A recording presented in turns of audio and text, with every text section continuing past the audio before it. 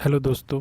आज मैं बात करने वाला हूँ एक और आपके शानदार करियर के बारे में। अगर आप फार्मेसी ग्रेजुएट हैं या साइंस ग्रेजुएट हैं तो आप एक प्रीमियम आईपी करियर चॉइस कर सकते हैं, जिससे आप क्या कर सकते हैं, 7 lakh plus LPA opportunity gain कर सकते हैं। ये सिंपल सा आपका एक एग्ज़ाम है। अगर आप ये क्वालिफाई कर लेंगे तो आप क्या एक हाई पैकेज अपॉर्चुनिटी को ले सकते हैं। ओके, तो उसी अपॉर्चुनिटी के बारे में आप बताने वाला हूँ। मैंने पहले एक वीडियो ऑलरेडी इसके रिगार्डिंग डाल रखा है, व्हाट द पेटेंट एजेंट क्या होता है, इसका एग्ज़ाम पैटर्न क्या होता है, और इसके बारे में कब इसके एप्लीकेशन फॉर्म आते हैं और एग्ज़ाम कब होता है, और इसको क्वालिफाई कर लेते हैं तो हम क्या क्या स्कोप है after the qualify the patent exam. Okay, तो फर्स्ट ऑफ ऑल यहाँ बताने वाला हूँ मैं क्या क्या स्ट्रेटजी है to qualify the patent agent exam, तो उसी के बारे में बात करने वाला हूँ। तो अपनी हेडिंग है इस टाइप से, the gateway to the premium of the IP career. अगर आप आईपी कैरियर स्टार्ट करना चाह रहे हो तो ये क्या है, आपका स्टार्टिंग पॉइंट है। यहाँ से आप क्या कर सकते हो, इंटेलेक्चुअल प्रॉपर्टी राइट के कैरियर में एंट्री ले सकते हैं। ओके, तो ये फर्स्ट स्टेप आपका, क्वालिफाई करें आप पेटेंट एजेंट एग्ज़ाम को और एंट्री करें अपने आईपी कैरियर के बारे में। ठीक है, देन सेकंड है, हम इसके बारे में बात करते थे। इफ़ एग्ज़ाम इज़ अनलॉक, आप एग्ज़ाम क्वालिफाई कर लेते हैं तो क्या है, आपका जो 7+ एलपीए कैरियर अपॉर्चुनिटी आपकी ओपन हो जाती है। ठीक है, तो मैं पहले से बोल रहा हूँ, अगर आप ये एग्ज़ाम क्वालिफाई कर लेंगे तो आपके पास मोस्ट प्रोफेबली जो है आपका अच्छा कैरियर आपका स्टार्ट हो सकता है। लाइक आप वेरियस मोस्ट रेपुटेड कंपनीज हैं, आपको वहाँ से आपको इंटरव्यू कॉल्स आ सकते हैं, आप उनमें अप्लाई कर सकते हैं। गवर्नमेंट वैकेंसीज भी आती हैं रिगार्डिंग टू द पेटेंट और इंटेलेक्चुअल प्रॉपर्टी, उनमें भी आप अप्लाई कर सकते हैं।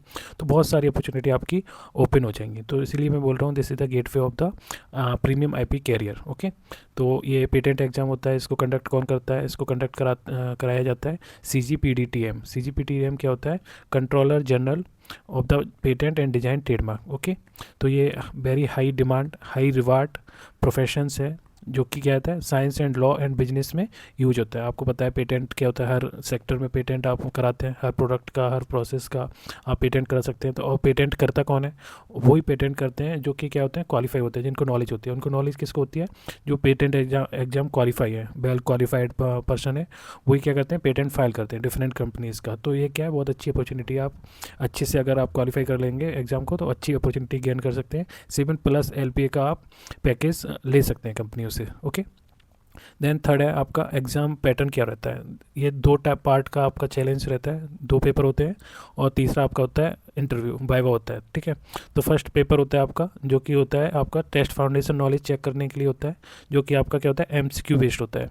सेकंड आपका होता है रिटर्न पेपर होता है। ठीक है, रिटर्न टेस्ट में आप वो असेस करते हैं आपको प्रैक्टिकल नॉलेज, कि आपको प्रैक्टिकल नॉलेज है कि नहीं, आप पेटेंट है तो उसको फाइल कैसे करेंगे, क्लेम कैसे फाइंड आउट करेंगे, और उसके प्रोसीजर कैसे फाइंड आउट करेंगे, कैसे उसको लिखेंगे, पेटेंट कैसे फाइल करते हैं।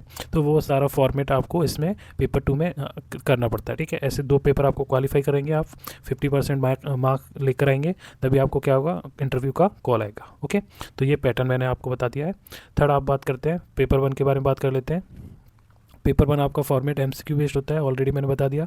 ड्यूरेशन आपका कितना रहता है, 2 आवर्स का रहता है, और 100 मार्क्स का रहता है। तो आपको कितने यहाँ पे मार्क्स ला के लेकर आने, 50%, 50 मार्क्स आपको यहाँ पर लेके आने। मिनिमम आपको 50% मार्क लेके आने पेपर 1 में भी और पेपर 2 में, तभी आपको कॉल आएगा फॉर द इंटरव्यू।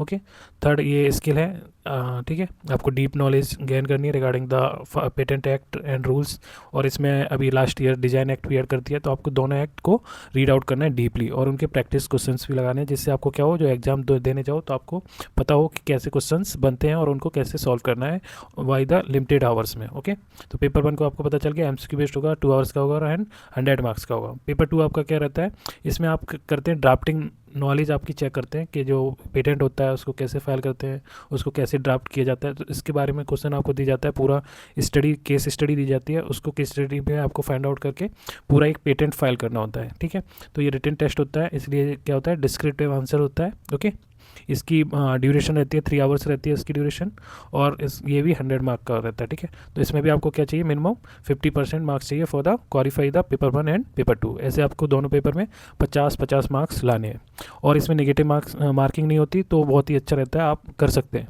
हर बंदा कर सकता है, अगर सीरियस है तो वो कर सकता है। ओके, मैंने अभी किया है, मैंने फर्स्ट टाइम में दोनों पेपर क्वालिफाई किए, और मैंने स्कोर भी, अगर आपको मेरा स्कोर देखना है और अदर कोई भी नॉलेज चाहिए इसके रिगार्डिंग तो मुझे कमेंट कर दीजिए, मैं वहाँ आके आपकी हेल्प कर दूंगा। ठीक है, ये हो गए दोनों पेपर।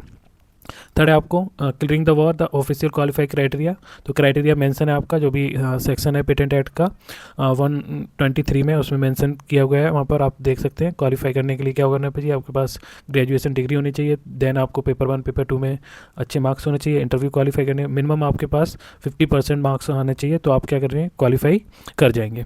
ठीक है, देन क्या क्या सिलेबस है, ब्लू प्रिंट यहाँ पर देख लेते हैं। ठीक है, यहाँ पर पूछा जाता है आपको पेटेंट एक्ट पूछा जाता है, पेटेंट रूल्स पूछे जाते हैं, डिज़ाइन एक्ट पूछा जाता है एंड डिज़ाइन रूल 2001 पूछा जाता है।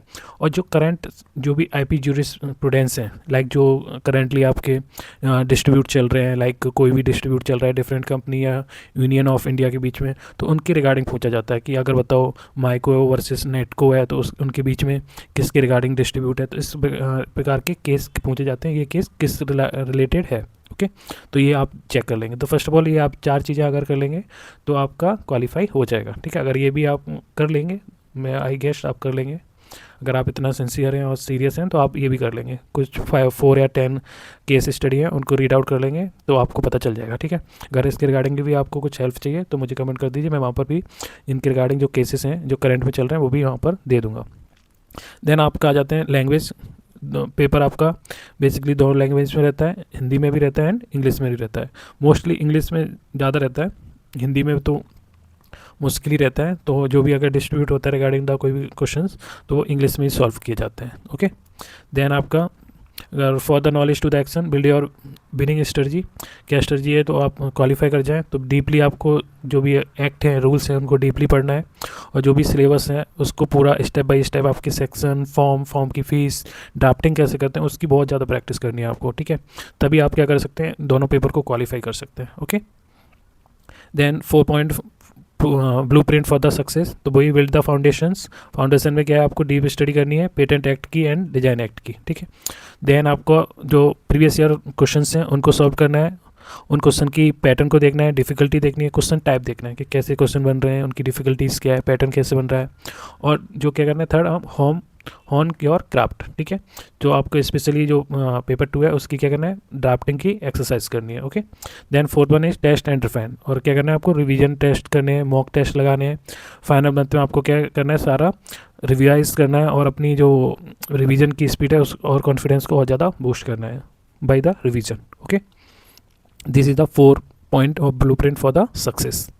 Then last one, your preparation for 2020 must start now. आप अभी भी कर सकते हैं, अभी भी काफ़ी टाइम है प्रिपरेशन करने के लिए। आपके 20 डेज़ हैं, 20 डेज़ में आप बहुत ही अच्छा कर सकते हैं। अगर आपने अभी भी प्रिपरेशन स्टार्ट नहीं किया है, आपको फर्स्ट ऑफ ऑल सारे रूल्स एक्ट को देखना है, पेटेंट क्या होता है, पेटेंट के बाद कितने चैप्टर्स हैं, कितने सेक्शंस हैं, सेक्शन में भी कितने सब सेक्शंस हैं, कितने फॉर्म है, फॉर्म की फ़ीस क्या है, देन ड्राफ्टिंग है, ड्राफ्टिंग की एक्सरसाइज करनी है, क्या क्या स्टेप फॉलो करते हैं। तो ये सारे रूल्स हैं, आपको फॉलो करने पड़ेंगे, उनकी प्रैक्टिस करनी पड़ेगी, प्रीवियस ईयर क्वेश्चंस देखने पड़ेंगे, उनको सॉल्व करना पड़ेगा। तो ऐसे आप इजीली पेपर को क्वालिफाई कर पाएंगे, पेपर 1 को भी क्वालिफाई कर पाएंगे, पेपर 2 को भी क्वालिफाई कर पाएंगे। ठीक है, मैंने किया है तो मैं उसी आइडिया से, उसी एक्सपीरियंस से आपको बता रहा हूँ, आप फर्स्ट टाइम में ही क्वालिफाई कर सकते हैं। ओके, अगर कोई डाउट है मुझे कमेंट कर दीजिए, मैं वहाँ पर आपको हेल्प कर दूँगा। ओके, तो this is the last slide, your journey is IP started here. अगर आप क्वालिफाई कर लेंगे तो आप इंटेलेक्चुअल प्रॉपर्टी कैरियर में बहुत ही अच्छी अपॉर्चुनिटी है, उसको गेन कर सकते हैं, और जो अदर स्टूडेंट हैं उससे आप 2 स्टेप आगे चल सकते हैं। ठीक है, तो आप ये मेरी फ्री मास्टर क्लास भी है for the patent agent exam के, उसको भी आप देख सकते हैं। उस क्लास में मैंने सारा डिस्कस किया है, पूरा patent act and rules discuss कर रखा है, तो उसको आप वॉच करके एक ही वीडियो में सारा पेटेंट एजेंट एग्ज़ाम का रिवीजन कर सकते हैं। ओके, ये वीडियो मैंने अभी डाल रखा है और आने वाले टाइम में एक और वीडियो डालूंगा इसके रिगार्डिंग, वो भी आप वॉच कर सकते हो, उसका लिंक मैंने डिस्क्रिप्शन में दे दिया है। और मुझसे जुड़े रहिए, मेरे चैनल को सब्सक्राइब कर लीजिए, लाइक कीजिए, शेयर कीजिए, और आई होप आप लोग अच्छी सीरियस तरीके से तैयारी करेंगे और पेपर को क्वालिफाई करेंगे फर्स्ट टाइम में। और मुझे कमेंट कर दीजिए अगर आपका पेपर क्वालिफाई हो जाता है तो। थैंक यू दोस्तों।